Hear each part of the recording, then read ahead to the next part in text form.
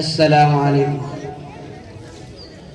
In the name of Allah, the most gracious, the most merciful, my regarded principal and teachers and honorable chief guests and my dear friends, today we as all are here to celebrate 75th Republic Day of our country. This is an incredible and favorable event for everyone, for us.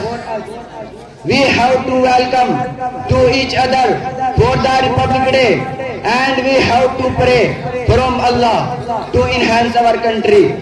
We observe Republic Day in India consistently on 26 January in 1950 as and 26 January in 1950.